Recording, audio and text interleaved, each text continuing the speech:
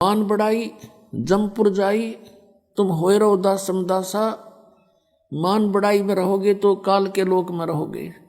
मान बढ़ाई छोड़ के परमात्मा में श्रद्धा बढ़ा के ज्ञान को आधार बनाकर इस सफर को तुम तय करो।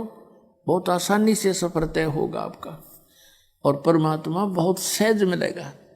अब फिर ये जब सब समस्याएं हमारी हल हो जाएंगी और फिर भी कोई ऐसी बात आएगी तो दाता दूर नहीं। परमात्मा ने यही करके दिखा था कि किसी ने उनके साथ बकवाद कर दी थी, चिट्ठी डाल दी, 18 लाख व्यक्ति आगे इकट्ठे हो गए, खाना खिलाओ भोजन दो 3 दिन और साथ में 2 हर और 1 असरफी कि ऐसा सबको दिया जाएगा। इस लालच में दुनिया इकट्ठी होगी।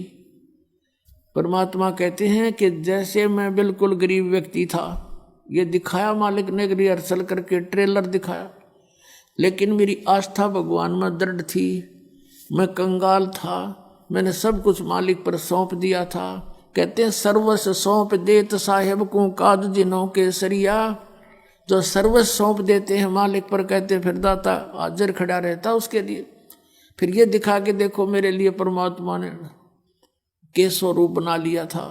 वो थे तो खुद ही, और केसो रूप बना के देखो 18 लाख व्यक्तियों को 3 दिन तक भोजन भी दिए, 2 हर भी दे दी, कंबल और साथ में असरफी यानी 10 ग्राम सोना डेली प्रत्येक खाने के बाद दिया।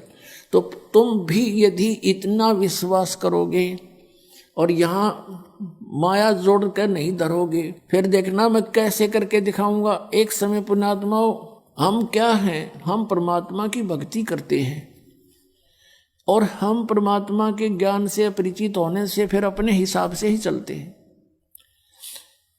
आदरणीय गरीबदास साहिब जी को परमेश्वर मिले थे कबीर देव जी,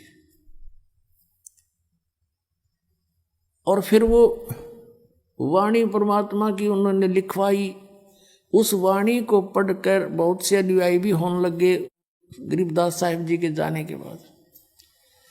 और पुण्यात्मा जो होती हैं वही परमात्मा की खोज में लगी हैं, तो वो किसी ना किसी गुरु के पास अवश्य चले जाते हैं और उस संत के बताए मार्ग पर वो करते हैं। अब जैसे और उनके होते हैं वो पिछले संस्कार, पिछले पुण्य होते।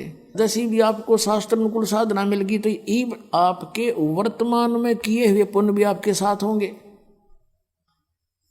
तो जैसे ये राधा स्वामी पंथ बना है, जैसे शिवदयाल जी थे, ये बहुत अच्छी पुण्यकर्मी प्राणी थे। आगे रास्ता मिला नहीं, स्वयं प्रभु बन गया, कोई गुरु धारण किया नहीं। आप पे परमात्मा कबीर जी की वाणी को और गुरु नानक देव जी की वाणी को, इनको पढ़ा के आप पे मन गढ़ंत मंत्र बनाकर और बन गया प्रभु हठ योग करके।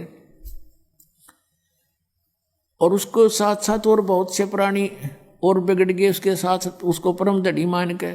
एक व्यास के अंदर जयमल सिंह जी हुए हैं, उन्होंने उनसे नाम लिया, उन्होंने व्यास में एक डेरा स्थापित कर दिया।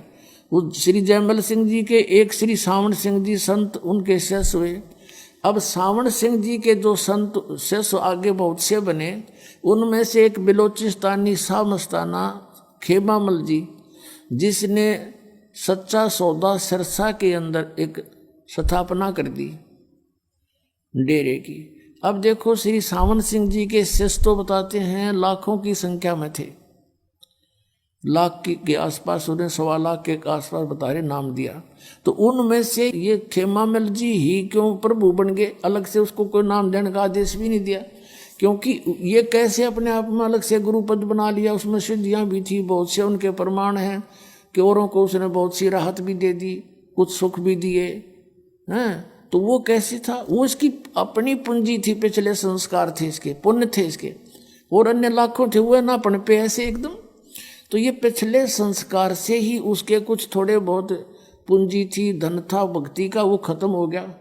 अंत में इंजेक्शन रिएक्शन से उसकी मृत्यु हुई, वह बैटरी डाउन होगी, पिछले जन्म में चार्ज की हुई। तो ऐसे जीवन व्यर्थ होता है इनका।